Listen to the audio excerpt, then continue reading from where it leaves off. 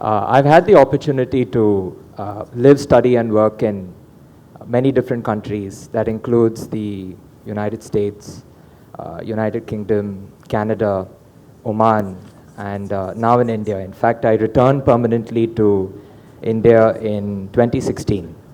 So 10th year now. It's a special moment for me and my family. When I returned to India, for the first 2 years, there was one question that kept coming up constantly. I was asked it everywhere.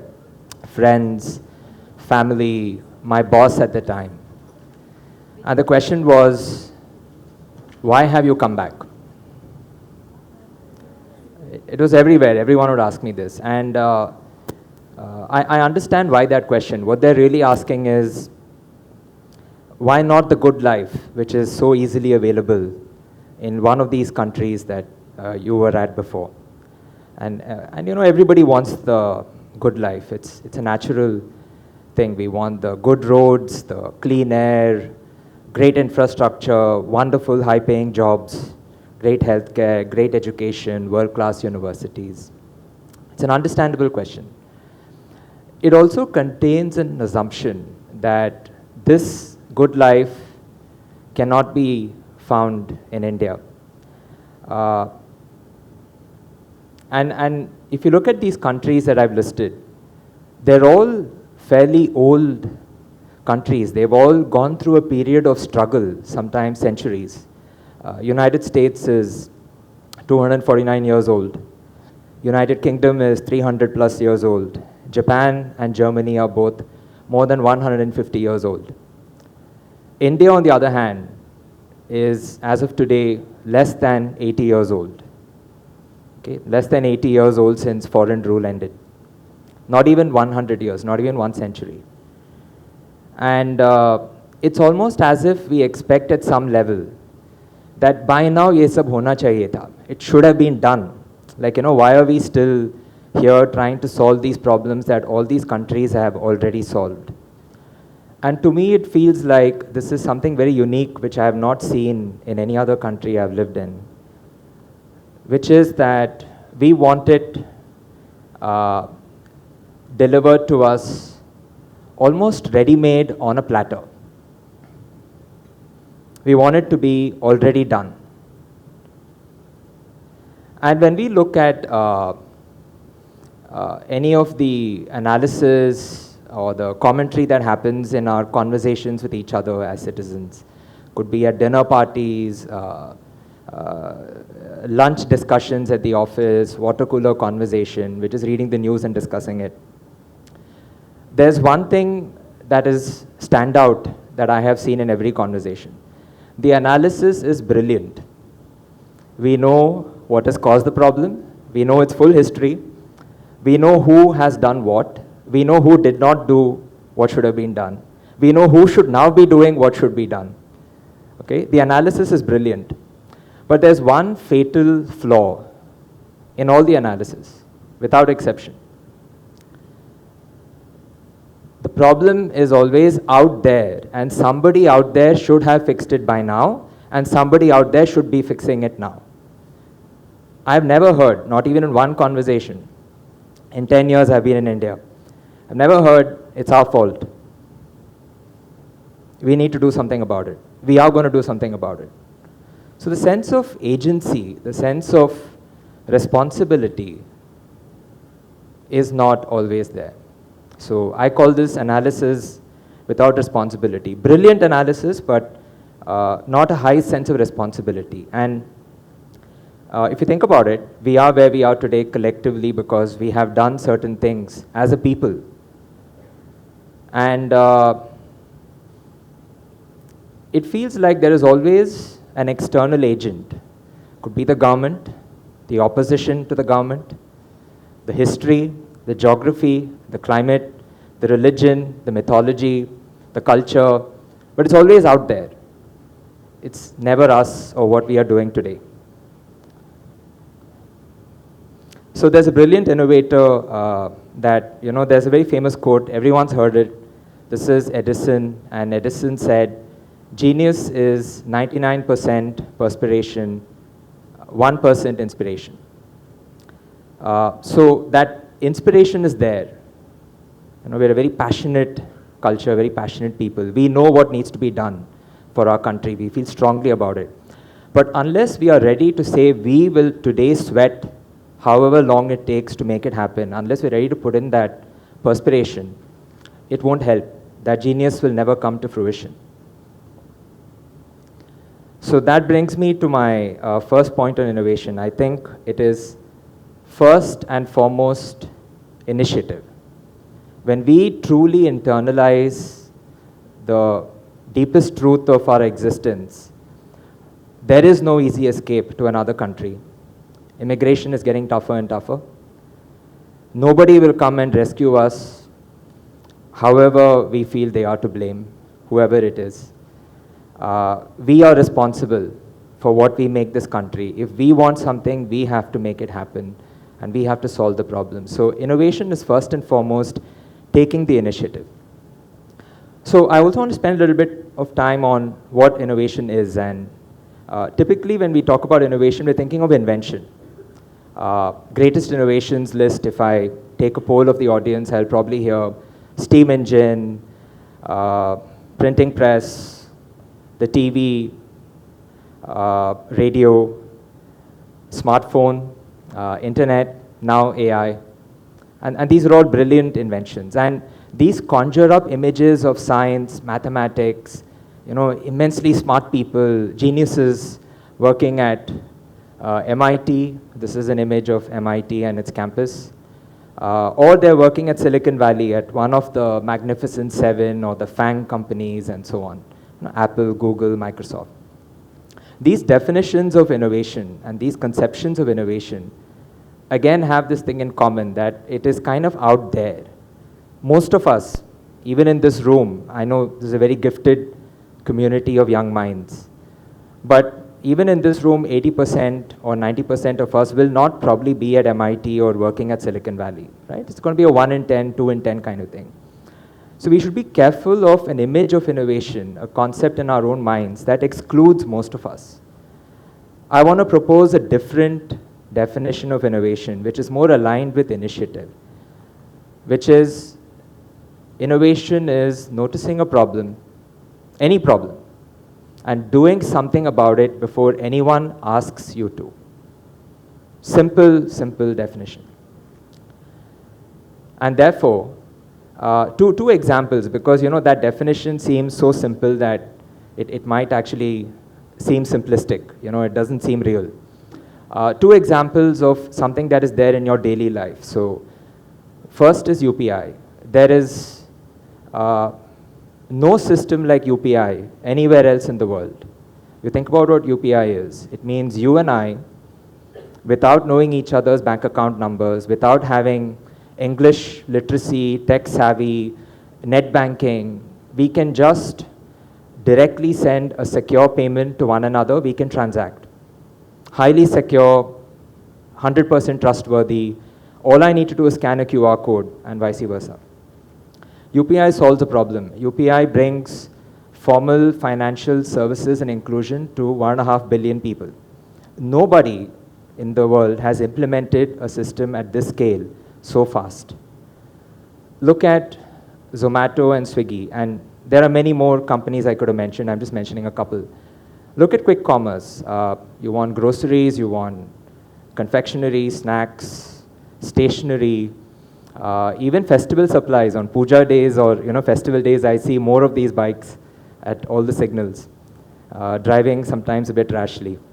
So quick commerce is bringing a lot of stuff to you and I at our doorstep. Everything is just an app click away. There's nothing like that. I mean, my friends who visit me from the US or anywhere else say this kind of convenience is just mind-blowing.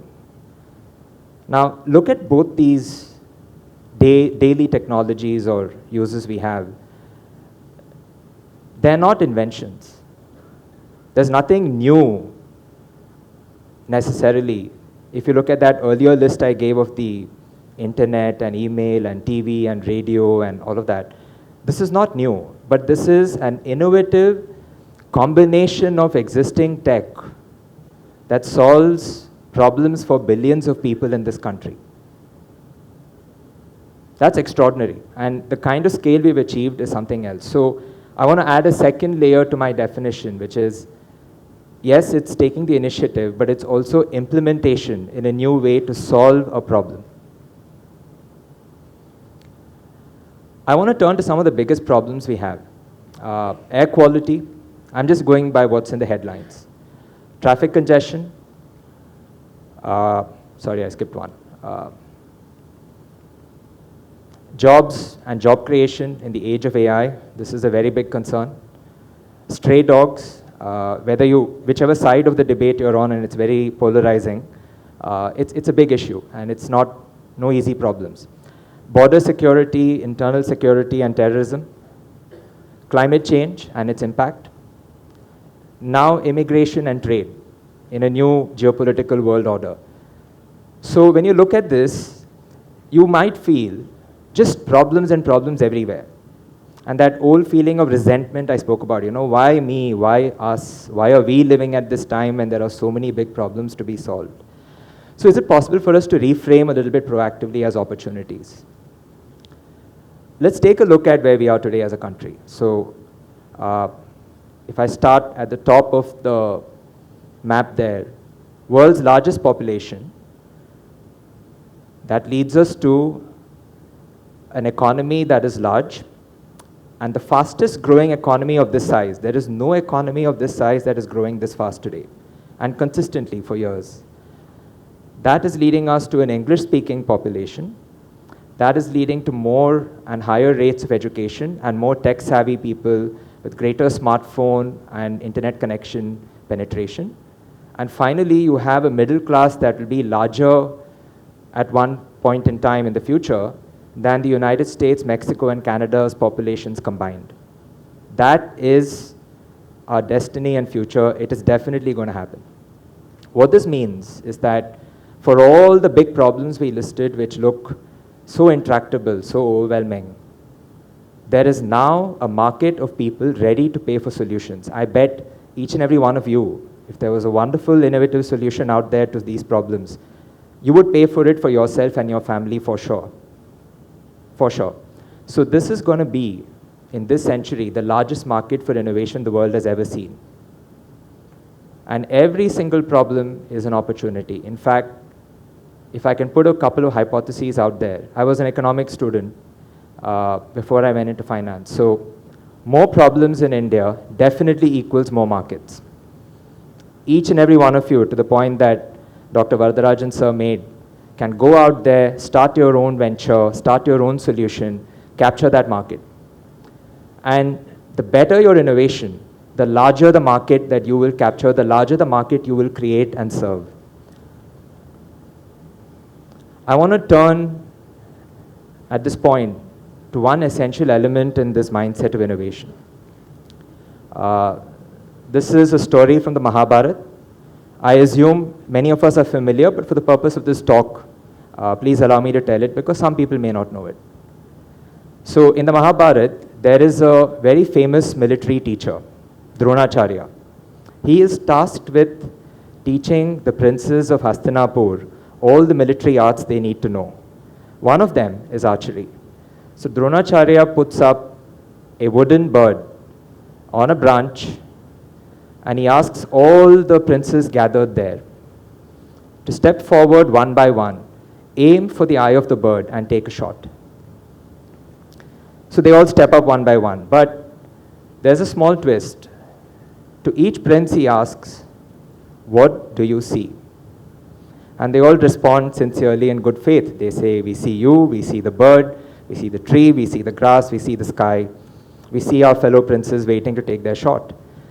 And then he says, "Step back. Step back." But there's one prince who's different. Arjun. One prince answers the question, "What do you see?" He says, "I see the eye of the bird." "Do you see anything else?" "No." "What do you hear?" "I hear the voice of the Guru." Dronacharya says, "Shoot."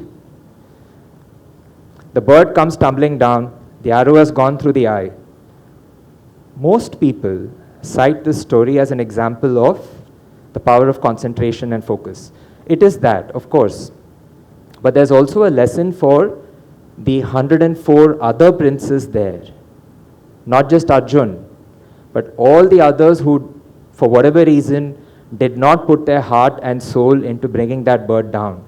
If you're going to take a half-hearted attempt at something, don't do it. As good as not doing it. Right? So that's a harsh lesson, by the way, and I'm not sure all the teachers here would approve. But the point remains that if you really want to solve a problem, it's not going to be easy. If it was easy by now, we really would have solved it. There's brilliant minds all over this country, very hardworking, sincere people. Every one of our problems is massive. It will require intensity. You have to believe in this problem. You have to, nothing must exist for you except that problem. You will go through iteration after iteration, solution after solution, failure after failure, frustration after frustration. But it is all worth it because that problem is worthy of a lifetime of struggle and fight. So intensity is probably the most necessary ingredient. It was this last Monday, it was Swami Vivekananda's birthday, and that is marked as National Youth Day. He was very passionate about the youth of India. He was passionate about the future of India. And he said, and there's two quotes which have stuck with me I want to share with you. Take up one idea. Make that one idea your life. Dream of it, think of it, live on that idea. Your brain, body, muscles, nerves, every part of your body should be full of that idea. Leave every other idea alone. This is the way to success. He also said, the world is the gymnasium where we come to make ourselves strong. You're not going to lose anything by trying to fight with the problems we have, but we, together and as a country, will become immensely strong. So, innovation is initiative, it is implementation, and it is intensity. Thank you very much.